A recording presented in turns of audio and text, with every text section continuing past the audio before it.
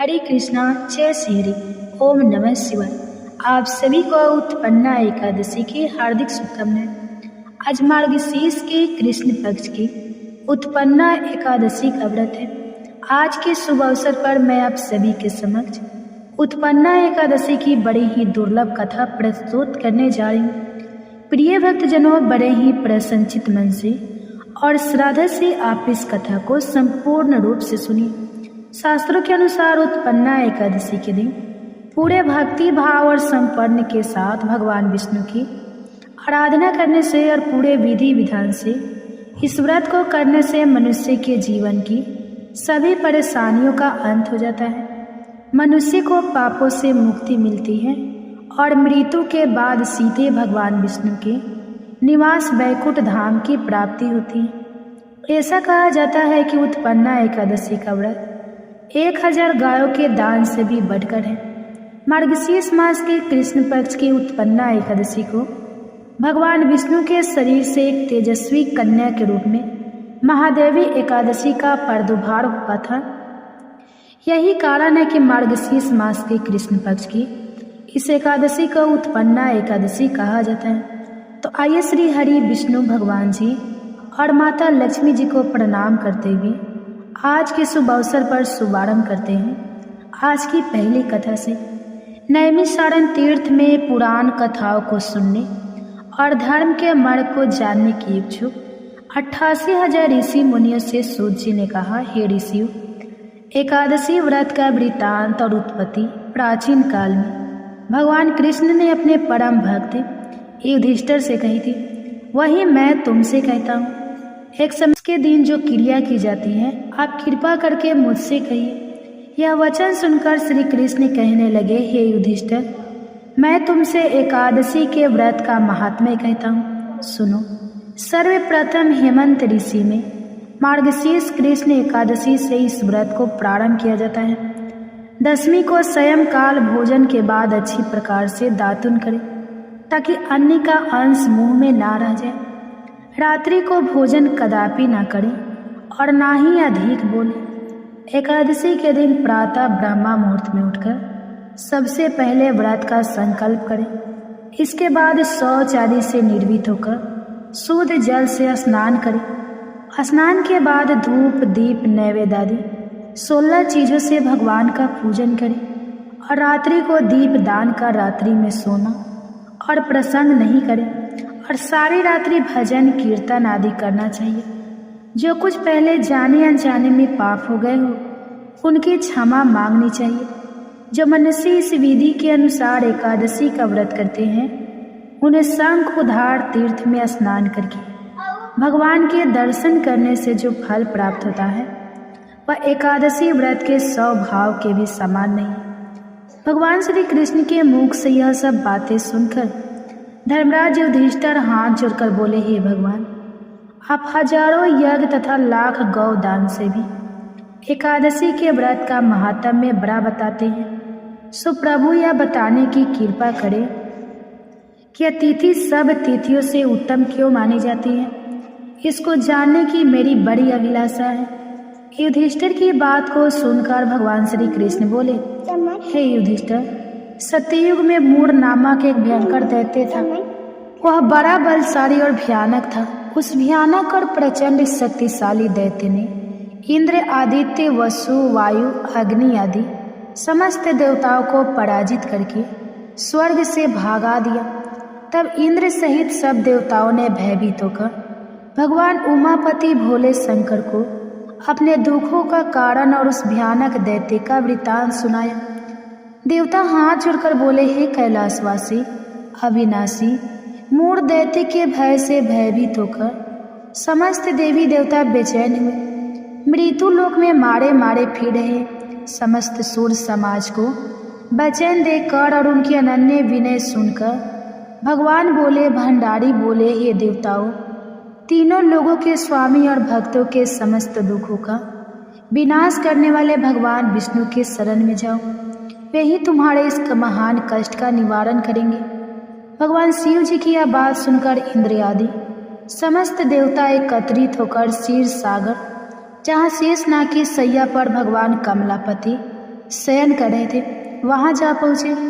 वहां पहुंचकर भगवान विष्णु को सोते हुए देखकर सभी देवता हाथ जोड़कर और नतमस्तक होकर स्तुति तथा विनती करने लगे। देवताओं ने कहा, हे शंख चक्र, गदा, पग तथा वनमालाओं से अलंकृत देवाधिदेव, हे देवताओं द्वारा स्तुति करने योग्य आपको कोटि कोटि प्रणाम है। हे सूर नर, मुनि जन की रक्षा करने वाले महाप्रभु, आपको बारंबार नमस्कार है। हे दया के धाम प्रभु, आप हमारी रक्षा कीजिए। दैत्यों से भयभीत होकर हम आपकी शरण आए हैं। आप ही इस समस्त ब्रह्मांड के कर्ता धर्ता और माता पिता हैं। आप ही उत्पत्ति और पालन करता तथा संहार करने वाले और सबको शांति प्रदान करने वाले हैं। आकाश और पाताल भी आप ही हैं। आप ही हम सबके पितामह, सूर्य, चंद्र, अग्नि, वायु, ब्रह्मा, हव्य, कभू भी आप ही हैं। आप सर्वव्यापक हैं। आपके अतिरिक्त चर अचर कुछ भी नहीं है। हे महाप्रभु, दैत्य मूढ़ ने हमें पराजित करके स्वर्ग से भगा दिया। हम सब देवता इधर उधर मारे मारे फिर रहे हैं। सो हे मधुसूदन, आप उन दैत्यों से हम सबकी रक्षा कीजिए। देवताओं की विनती सुनकर भगवान कमलापति बोले, हे सुरु, ऐसा मायावी दैत्य कौन है? उसमें ऐसा कितना बल है? वह किसकी आश्रय है तथा वह कहाँ रहता है? यह सब मुझसे कहो। भगवान विष्णु की यह बात सुनकर देवराज इंद्र बोले, हे प्रभु, प्राचीन काल में नारी जंद नाम का एक राक्षस था। उसी का पुत्र महाबलशाली, महाप्रक्रमी, विश्वविख्यात मूढ़ नाम का दैत्य है। वह चंद्रावती नामक नगरी में रहता है। उस महाअसुर ने समस्त देवताओं को स्वर्ग से निकाल के अपना अधिकार कर लिया है। वह स्वयं इंद्र, अग्नि, वरुण, कुबेर, यम आदि सबके स्थान पर अपना आधिपत्य जमाकर और स्वयं सूर्य बनकर प्रकाश करता है। हे असुर निकंदन, उस दैत्य का संहार करके हम सब देवताओं की रक्षा कीजिए। हम सब आपकी शरण हैं। इंद्र की यह वचन सुनकर भगवान कमलापति बोले, हे देवताओं, तुम घबराओ मत, मैं शीघ्र ही तुम्हारे शत्रु का संहार करूंगा। तुम सब अब चंद्रावती नगर को चलो। समस्त देवताओं सहित भगवान विष्णु भी चंद्रावती नगर को चल दिए। उस समय दैत्य राज मूढ़ दैत्य सेना सहित युद्ध भूमि में बड़े अभिमान से गरज रहा था। उस महादैत्य की घोर गर्जना को सुनकर सब देवता भयभीत होकर चारों दिशाओं में भाग खड़े हुए। यह देखकर स्वयं भगवान विष्णु रणभूमि में पहुंच गए। भगवान कमलापति को रणभूमि में देखकर दैत्य दल ने नाना प्रकार के अस्त्र शस्त्रों से भगवान विष्णु पर प्रहार किया। भगवान ने यह देखकर अपने तीखे बाण छोड़े, जो नागों की तरह से लहराते हुए जाकर दैत्यों के अंगों को बींद नहीं लगे। सभी दैत्य उनके हाथों से मारे गए। केवल दैत्य राज मूढ़ ही जीवित बचा था। दैत्य राज मूढ़ अभिचल भाव से भगवान के साथ युद्ध करता रहा। यह देखकर सूर्य समाज अत्यंत बेचैन होने लगा। भगवान जो भी तीक्ष्ण बाण उसके शरीर में मारते थे, उसके अंगों में पुष्पों के समान लगते थे। शस्त्रों से उस महादैत्य का शरीर छिन्न भिन्न हो गया, परंतु वह फिर भी युद्ध करता रहा। इसके बाद भगवान और दैत्य का मल्ल युद्ध होने लगा। इस प्रकार 10,000 वर्ष तक दोनों का युद्ध हुआ, परंतु वह महाबली दैत्य फिर भी पराजित नहीं हुआ। तब भगवान उस मूढ़ दैत्य से लड़ते लड़ते थक गए और बद्रिका आश्रम को चले गए। वहां पर हेमवती नाम की एक सुंदर गुफा थी। विष्णु भगवान उस गुफा में विश्राम करने लगे। वह गुफा 12 योजन लंबी और उसका एक ही द्वार था। दैत्य राज मूढ़ भी भगवान का पीछा करते हुए उस गुफा में पहुंच गया। वहां दैत्य भगवान विष्णु को सोया देखकर उन्हें मारने के लिए उद्यत हुआ। वह भी मारने का प्रयत्न कर ही रहा था कि उसी क्षण विष्णु भगवान के शरीर से एक अति तेजस्वी तथा अत्यंत प्रभावशाली कन्या अस्त्र शस्त्र धारण किए हुए उत्पन्न हुई। उस कन्या के बल पराक्रम को देखकर आश्चर्यचकित हुआ। मोर उसके साथ युद्ध करने लगा। उस कन्या के युद्ध कौशल, पराक्रम तथा वीरता को देखकर दैत्य ने विचार किया कि इस कन्या को इतना भयानक युद्ध करना किसने सिखाया है? यह तो बड़ा भयंकर युद्ध करती है। वह अभी विचार कर ही रहा था कि उस प्रभावशाली देवी ने एक ऐसा बाण मारा कि दैत्यराज का रथ टूटकर चूर चूर हो गया। देवी ने उसके अस्त्र शस्त्रों को काटकर टुकड़े टुकड़े कर दिए। अब वह भयानक दैत्यराज मूढ़ मल्ल युद्ध करने लगा, परंतु देवी ने धक्का मारकर उसे मूर्छित कर दिया। जब वह दैत्य मूर्छा से जागा तो उस कन्या ने उसका सिर काट डाला। इस प्रकार वह दैत्य तो पृथ्वी पर गिरकर मृत्यु को प्राप्त हुआ और बाकी दैत्य भयभीत होकर पाताल लोक को भाग गए। जब भगवान विष्णु की निद्रा टूटी तो उन्होंने मूढ़ दैत्य के कटे हुए सिर तथा दोनों हाथ जोड़कर खड़ी हुई एक कन्या को देखा। भगवान उस कन्या से पूछने लगे, हे देवी, जिस दैत्य के भय से इंद्र आदि सब देवता भयभीत होकर स्वर्ग को छोड़कर भाग गए थे, उसको किसने मारा है? वह कन्या कहने लगी, भगवान, जब आप निद्रा में थे तब वह दैत्य आपको मारने के लिए उद्यत हुआ था। उस समय आपके शरीर से उत्पन्न होकर मैंने इस दैत्य का वध किया है। यह सुनकर भगवान बोले, हे देवी, तुमने इस दैत्य को मारकर देवताओं का महान उपकार किया है, अतः तुम इसका इच्छा अनुसार वर मांगो। तब वह देवी बोली, भगवान, यदि आप मुझे वरदान देना ही चाहते हैं तो यह दीजिए कि जो मेरा व्रत करे उसके सब पाप नष्ट हो जाए और वह अंत में मोक्ष को प्राप्त हो। रात्रि को भोजन करने वाले को आधा फल और एक भोजन करे उसको भी आधा फल प्राप्त हो। जो मनुष्य भक्ति पूर्वक मेरे व्रत को करे वह निश्चय ही आपके लोक को प्राप्त हो। जो कोई मेरे व्रत में एक बार भी भोजन न करे उसको धर्म, धन और मुक्ति प्राप्त हो। भगवान ने कहा, हे कल्याणी, ऐसा ही होगा। मेरे और तुम्हारे भक्त एक ही होंगे और वे जीवन में सभी सुखों का प्राप्त कर तथा अंत में मेरे लोक को प्राप्त होंगे। क्योंकि तुम एकादशी को उत्पन्न हुई हो अतः तुम्हारा नाम एकादशी होगा। तुम मुझे सब तिथियों से प्रिय हो, इस कारण तुम्हारे व्रत का फल सभी तीर्थों से अधिक फलदायी होगा। भगवान के ऐसे उत्तम वचनों को सुनकर वह देवी अत्यंत प्रसन्न हुई। भगवान कृष्ण ने आगे कहा, हे युधिष्ठिर, सब व्रतों में एकादशी व्रत का फल सर्वश्रेष्ठ है। एकादशी व्रत करने वालों को मैं मोक्ष पद देता हूँ, उसके शत्रुओं का नाश एवं समस्त विघ्नों को नष्ट करता हूँ। यह मैंने एकादशी की उत्पत्ति का सब वृत्तांत बताया है। एकादशी पापों को नष्ट करने वाला तथा सीधी देने वाली है। जो मनुष्य इस एकादशी महात्म्य को पढ़ता अथवा सुनता है उसको अश्वमेध यज्ञ का फल प्राप्त होता है। वह करोड़ों वर्ष तक विष्णु लोक में वास करता है और वहाँ भी उसका पूजन होता है। जो मनुष्य एकादशी महात्म के चौथाई भाग को पढ़ता है उसके सभी पाप नष्ट हो जाते हैं। वैष्णव धर्म के समान अन्य कोई धर्म नहीं है और एकादशी व्रत के समान दूसरा कोई व्रत नहीं है। तो प्रेम से बोलिए भगवान विष्णु जी और माता लक्ष्मी जी की जय, एकादशी माता की जय। अब आप सुनिए एकादशी माता की कथा। एक बार राज्य में एक राजा रहा करता था। राजा बहुत ही बुद्धिमान और बलशाली था। राजा सदा ही अपनी प्रजा का बहुत अच्छे से ध्यान रखता था। प्रजा भी राजा को बहुत पसंद करती थी। राजा की 2 बेटियां थीं। राजा अपनी दोनों बेटियों से बहुत प्रेम करता था। राजा की छोटी बेटी देखने में बहुत सुंदर और आकर्षित थी और राजा की बड़ी बेटी छोटी बेटी के मुकाबले थोड़ी कम सुंदर थी। राजा की छोटी बेटी माता की पूजा किया करती थी और सभी लोग राजा की छोटी बेटी से बहुत प्रेम करते थे और बहुत प्रशंसा किया करते थे। राजा भी अपनी छोटी बेटी को बड़ी बेटी से अधिक प्रेम करता था, जिसके कारण राजा की बड़ी बेटी को अपनी छोटी बहन से बहुत नफरत होने लगी थी। राजा की दोनों बेटियां जब बड़ी हो गई तब एक पड़ोस के राज्य में रहने वाले राजकुमार राजा की बड़ी बेटी के लिए रिश्ता लेकर आया। लेकिन जैसे ही उस राजकुमार की नज़रें राजा की छोटी बेटी पर पड़ी तो वह राजकुमार राजा की छोटी बेटी पर आकर्षित हो गया और छोटी बेटी से पहली नज़र में प्रेम करने लगा। उस राजकुमार ने राजा की बड़ी बेटी के साथ विवाह करने से मना कर दिया और उसने राजा से कहा कि मैं आपकी छोटी बेटी से विवाह करना चाहता हूँ।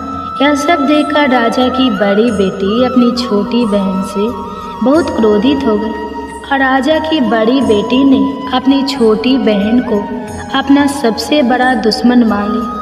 राजा की बड़ी बेटी ने अपनी छोटी बहन से बदला लेने का निर्णय किया। राजा की बड़ी बेटी ने अपनी छोटी बहन को जान से मारने का उपाय सोचा। राजा की बड़ी बेटी ने अपनी छोटी बहन को मारने के लिए सबसे पहले एक लड्डू में जहर मिलाकर अपनी छोटी बहन को दे दिया और उसको लड्डू खाने के लिए कहा। लेकिन लड्डू खाने के बाद भी छोटी बहन को कुछ भी नहीं हुआ। बड़ी बहन यह देखकर बहुत आश्चर्यचकित हो गई, लेकिन बड़ी बहन ने हार नहीं मानी। जब उसकी छोटी बहन रात में कमरे में सो रही थी, तब उसने एक मटके में सांप रखकर उसके कमरे में छोड़ दिया, लेकिन सांप भी छोटी बहन का कुछ नहीं कर पाया।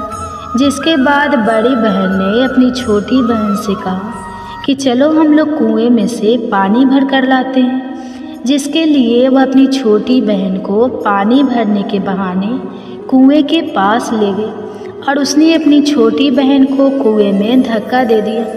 लेकिन छोटी बहन को तब भी कुछ नहीं हुआ, क्योंकि हर बार ग्यारस माता उसकी रक्षा कर रही थी और उधर बड़ी बहन अपने सारे प्रयास के बाद भी असफल हो रही थी, जिससे वह बहुत क्रोधित हो गई और फिर उसने अपनी छोटी बहन के पास जाकर उसे प्रश्न किया कि मेरी छोटी बहन, क्या तुमको पता है कि भगवान ने सबको मृत्यु एक निश्चित समय पर लिखी हुई है और कैसे तुम्हारी या मेरी मृत्यु होगी, क्या यह तुम जानते हो? तब छोटी बहन ने अपनी बड़ी बहन को बताया कि हाँ दीदी, मैं तो जानती हूँ मेरी मृत्यु कैसे होगी।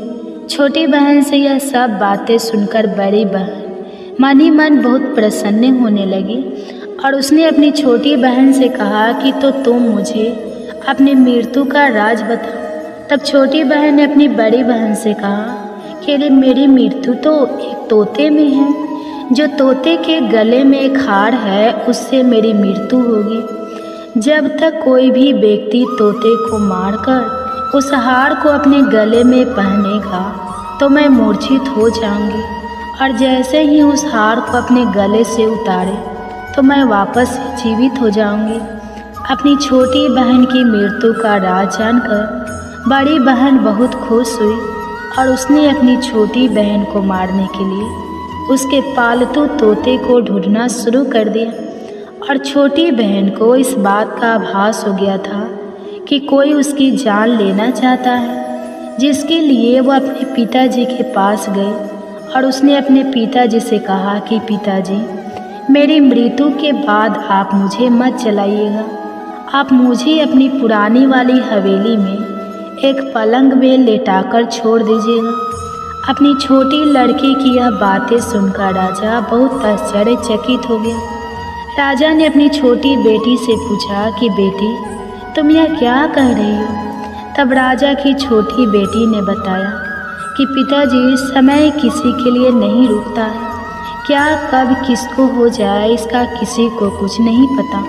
फिर राजा ने अपनी छोटी बेटी से कहा कि तुम ऐसी बातें क्यों करती हो? 2-3 दिन के बाद तो तुम्हारा विवाह है।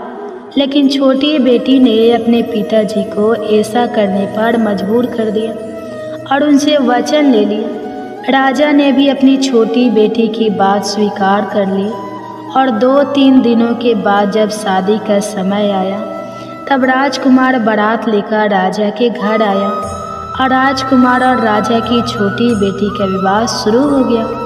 जैसे ही राजा की छोटी बेटी राजकुमार के साथ फेरे लेना शुरू हुई तो उसकी बड़ी बहन अपनी छोटी बहन के कमरे में जाकर उसके तोते को पकड़ लेती है और उसको जान से मार देती है। तोते के गले में जो हार था उसको अपने गले में धारण कर लेती है और जैसे ही बड़ी बहन उस हार को अपने गले में धारण करती है तो उधर छोटी बहन 3.5 फेरे ले पाती है और वहीं पर बेहोश होकर गिर जाती है। जिसके बाद राजा ने बड़े बड़े दार्द हकीमों को बुलाया और अपनी छोटी बेटी का इलाज करने के लिए कहा। राजा की बात सुनकर जब वैद्य ने छोटी बेटी को देखा तो राजा को बताया कि आपकी छोटी बेटी ना तो जीवित है और ना मरी हुई है। ऐसा मैं पहली बार देख रहा हूँ। राजा ने वैद्य और हाकिम को यह बात बाहर बताने से मना कर दिया और उनको कहा कि अगर तुमने यह बात किसी को बाहर बताई तो हम तुमको फांसी दे देंगे। अपनी छोटी बेटी को पुराने महल में जाकर एक पलंग में लेटा दिया और वहाँ पर कुछ सैनिकों को तैनात कर दिया।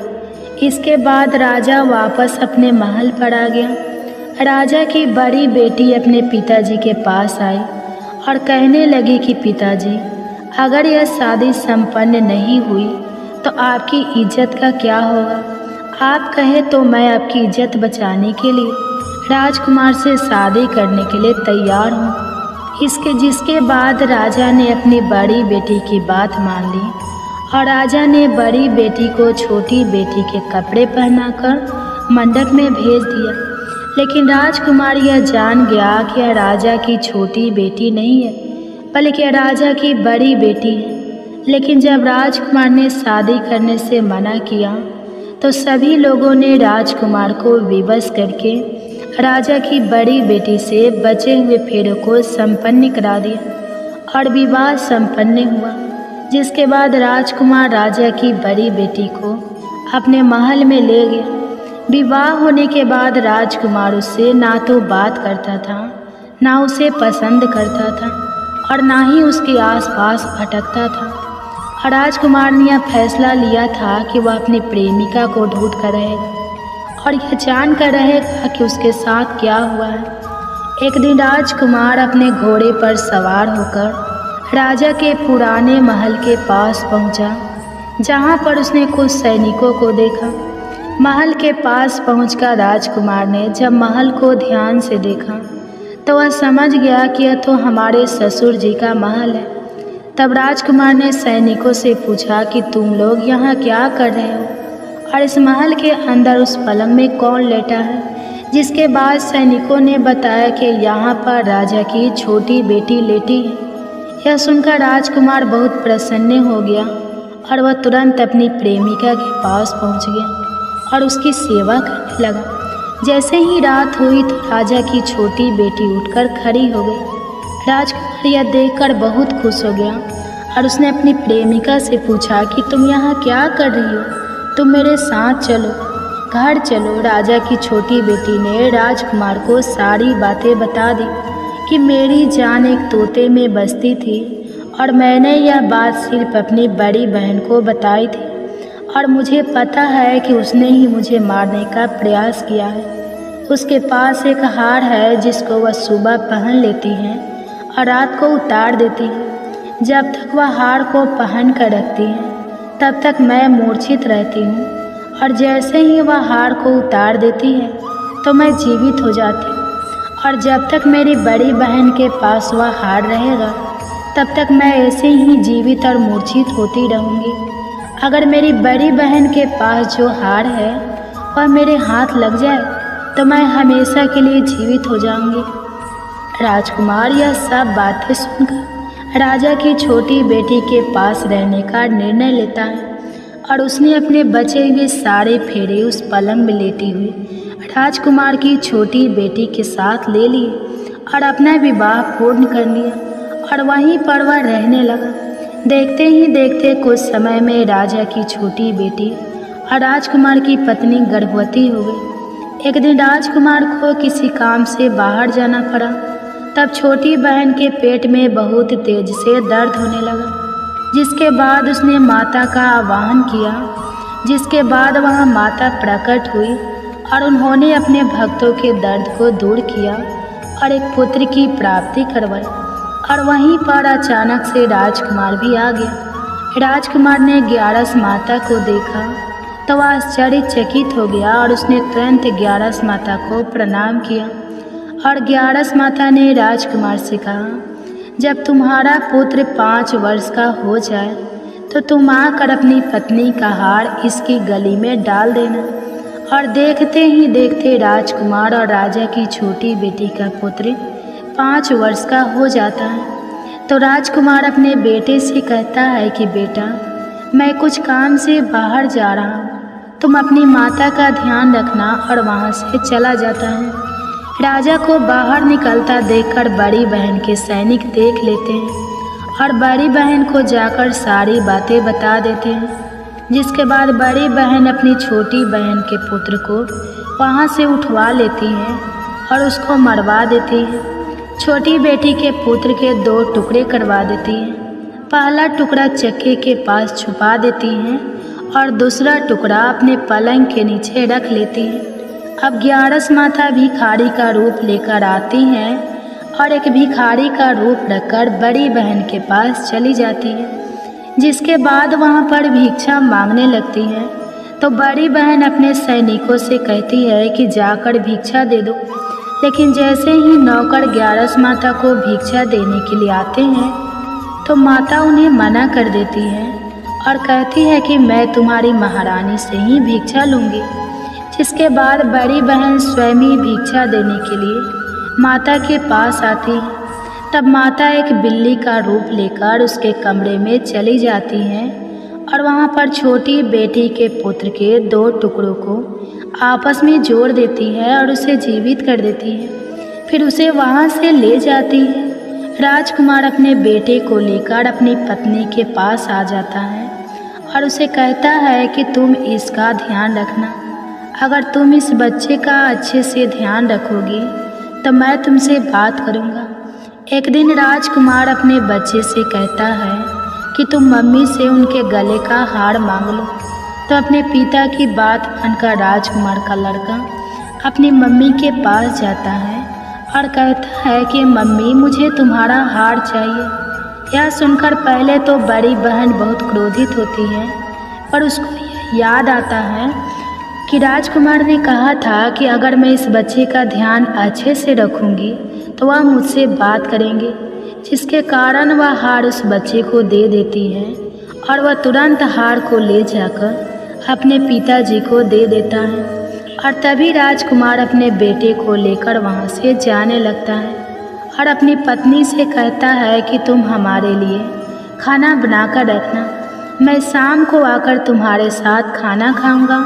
और वह अपने बेटे को लेकर वहाँ से चला जाता है। जिसके बाद वह राजा के पास जाता है और उनको सारी बातें बता देता है। राजा अपनी बड़ी बेटी की यह करतूत सुनकर बहुत क्रोधित होते हैं और अपनी परवरिश पर ही दोष देने लगते हैं। राजकुमार को अपनी छोटी बेटी के साथ रहने के लिए आदेश दे देते हैं। इस प्रकार 11 माता की कृपा से राजकुमार और राजा की छोटी बेटी सुखपूर्वक रहने लगी। प्रेम से बोलिए एकादशी माता की जय। प्रेम से बोलिए माता लक्ष्मी और भगवान विष्णु की जय, माता पार्वती और भगवान शंकर की जय। कथा के बाद अब आप आरती श्रवण कीजिए। ओम जय एकादशी माता, मैया जय एकादशी माता, विष्णु पूजा व्रत को धारण कर, विष्णु पूजा व्रत को धारण कर, शक्ति मुक्ति पाता। ओम जय एकादशी माता, तेरे नाम गिना देवी भक्ति प्रदान करनी, मैया भक्ति प्रदान करनी, गण गौरव की देनी, गण गौरव की देनी, माता शास्त्र में वर्णी, माता शास्त्र में वर्णी। ओम जय एकादशी माता, मार्गशीर्ष की कृष्ण पक्ष की उत्पन्न विश्वरणी, जनमी मैया उत्पन्न विश्व तारे जनमी, शुक्ल पक्ष में हुई मोक्षदा, शुक्ल पक्ष में हुई मोक्षदा, मुक्ति दाता बन आई। ओम जय एकादशी माता, पौष की कृष्ण पक्ष की सफला नामक है, सफला नामक है, शुक्ल पक्ष में होए पुत्रदा, आनंद अधिक रहे।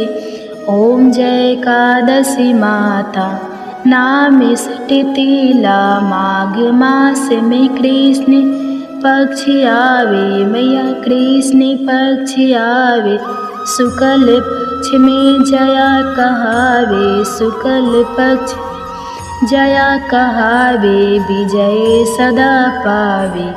ओम जय एकादशी माता, विजया फागुन कृष्ण पक्ष में, शुक्ला आमल की मैया, शुक्ला आमल की मैया, पापे मोचनी कृष्ण पक्ष में, चैत्र महाबली की।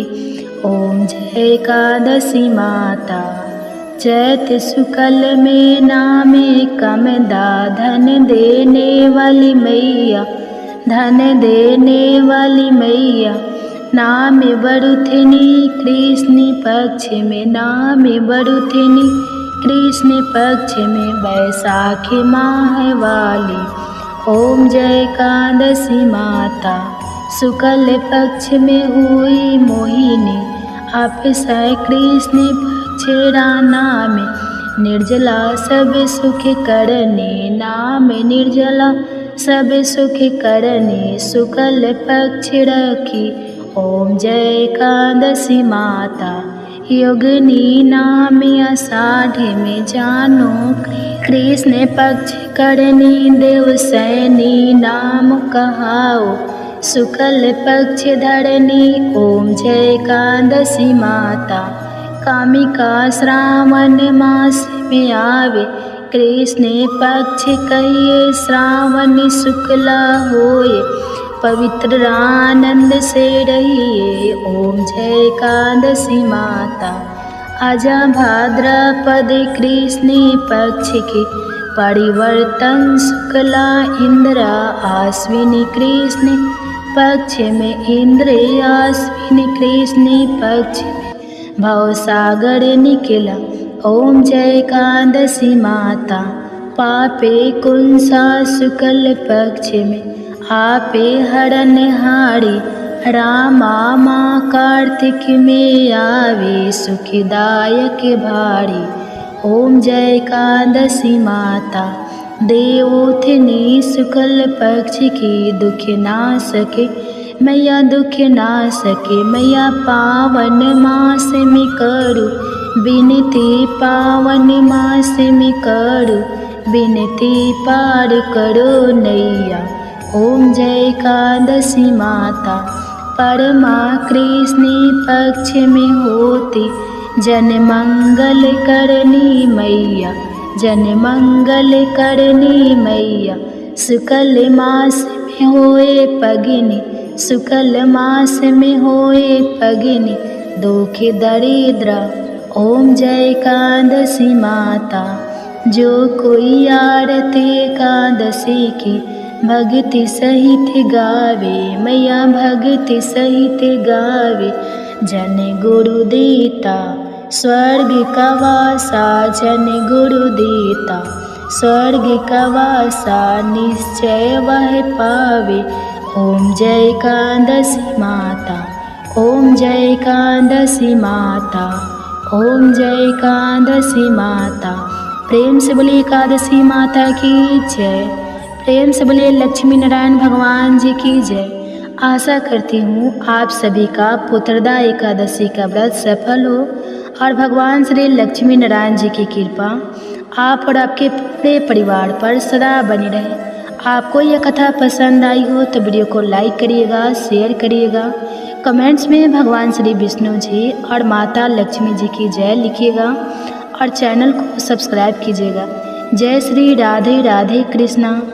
प्रिय श्रोताओं, एकादशी के दिन एकादशी व्रत कथा के साथ ही 11 माता की कथा की भी अवश्य ही सुननी चाहिए। इससे व्रत का पूर्ण फल प्राप्त होता है। तो आइए सुनते हैं 11 माता की कथा।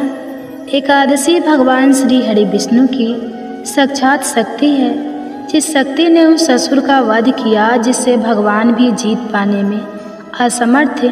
उस शक्ति के आगे भला मनुष्य के पाप रूपी असुर कैसे टिक सकते हैं। जिस शक्ति ने देवताओं के कष्ट को हरकर उन्हें सुख दिया, वह प्राणी मात्र को क्या नहीं दे सकती। सुख, समृद्धि, शांति और मोक्ष समस्त सुख सहज ही प्राप्त हो जाते हैं। हे प्रिय भक्तों, 11 माता की भक्ति में इतनी शक्ति है कि जिसके प्रभाव से मनुष्य को सहज ही सभी प्रकार के सुख प्राप्त होते हैं और अंत समय में मोक्ष की प्राप्ति होती है। 11 माता की कथा के अनुसार सतयुग में एक महाभयंकर दैत्य हुआ करता था। उस दैत्य का नाम था मूढ़। उस दैत्य ने इंद्र आदि सभी देवताओं पर विजय प्राप्त करके उन्हें उनके पद से हटा दिया था। तब इंद्र आदि देवताओं ने भगवान शंकर से प्रार्थना की कि हे भोलेनाथ, हम सभी देवता मूढ़ दैत्य के अत्याचारों से दुखी होकर मृत्यु लोक में अपना जीवन व्यतीत कर रहे हैं। राक्षस के भय से हम बहुत दुख और कष्ट भोग रहे हैं। मैं स्वयं बहुत दुखी और भयभीत हूँ। अन्य देवताओं की तो बात ही क्या करें।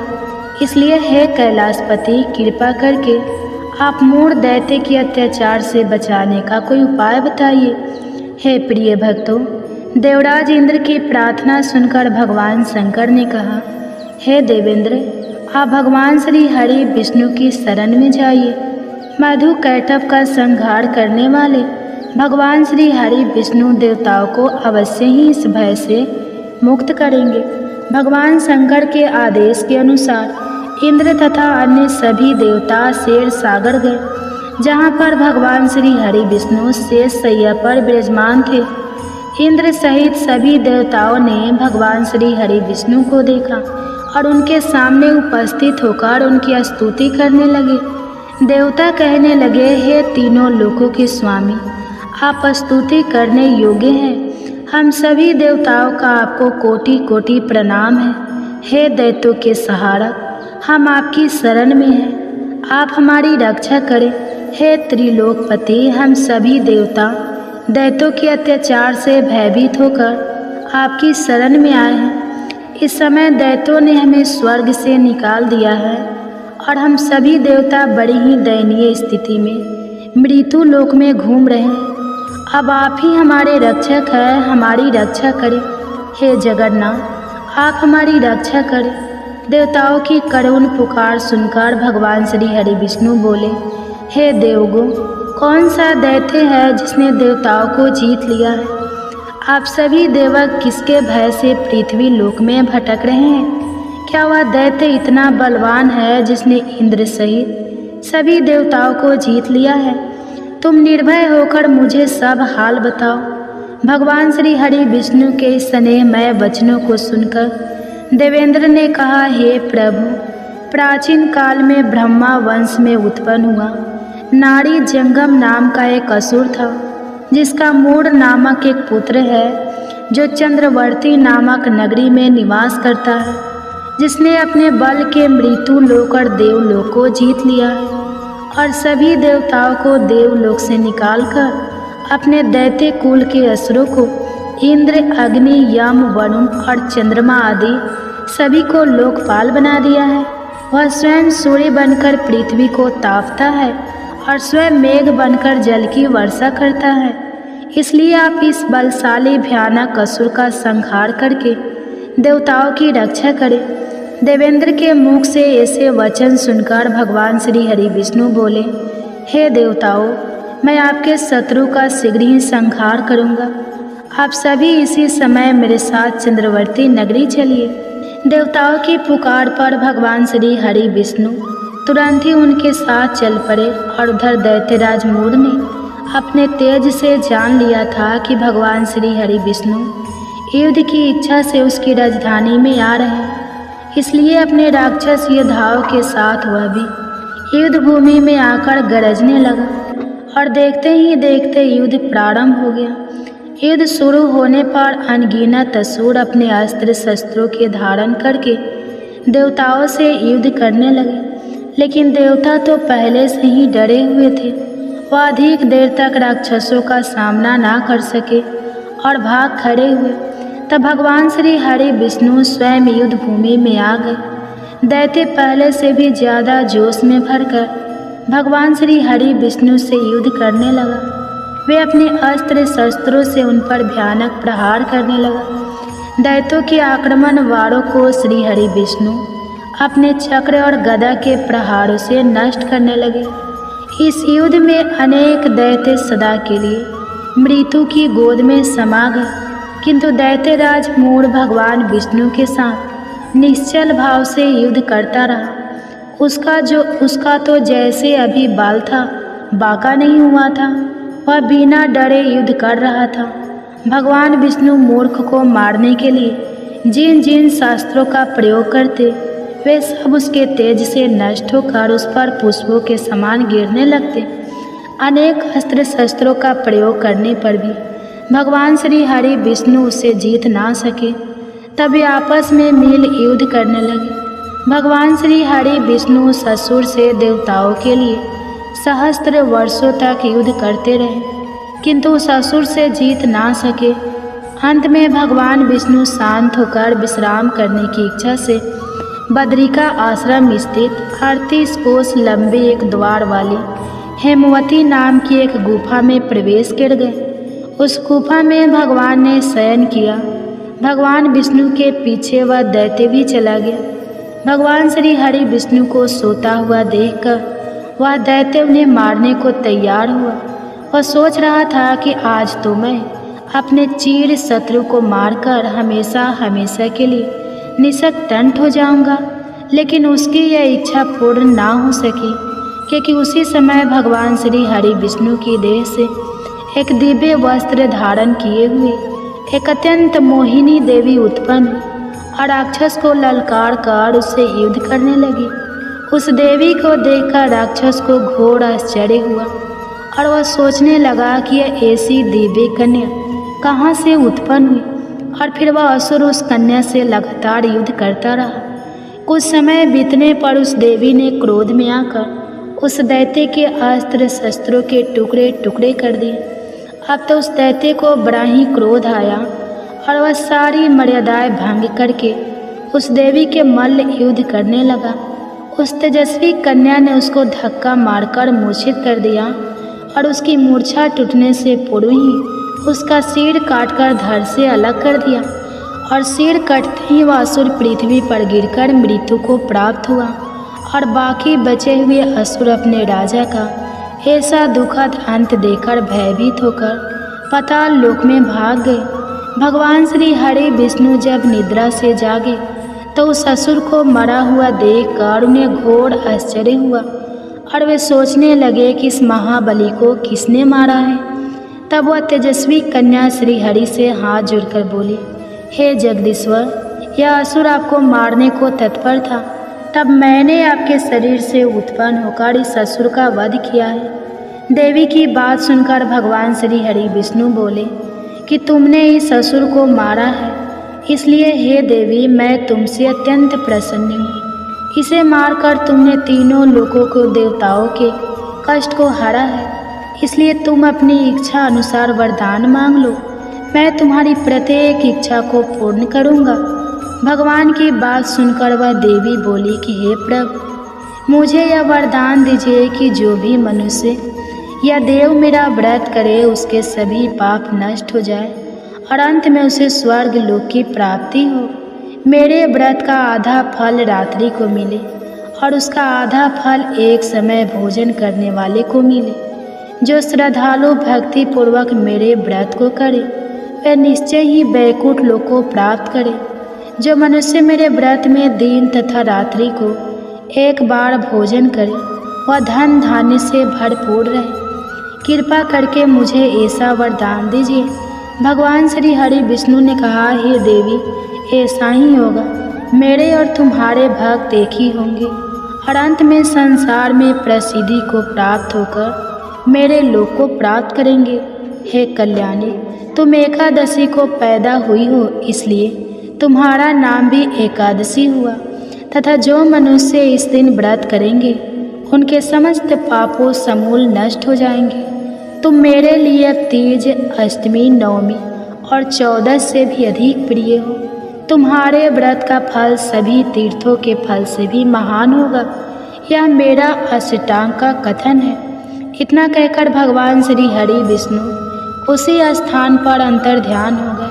तो सभी प्रेम से बोलिए एकादशी माता और विष्णु भगवान की जय। हे प्रिय भक्ते, तो आइए अब सभी मनोकामनाओं को पूर्ण करने वाली तुलसी माता की बड़ी ही पावन कथा को सुनते हैं। एक बार एक गांव में एक बुजुर्ग महिला रहा करती थी। वह प्रतिदिन पूजा पाठ किया करती थी। वह रोज तुलसी माँ की पूजा करती थी और वह बुजुर्ग महिला रोज तुलसी माता से कहती, हे तुलसी माँ, तुम मुझे बहू दे, पीताम्बर की धोती दे, मीठा मीठा घास दे, बैकुंठ में वास दे, चटक की चाल दे, पटक की मौत दे, चंदन का काठ दे, रानी का काज दे, दाल भात का भोजन दे, ग्यारस की मौत दे और कृष्ण जी का कंधा दे।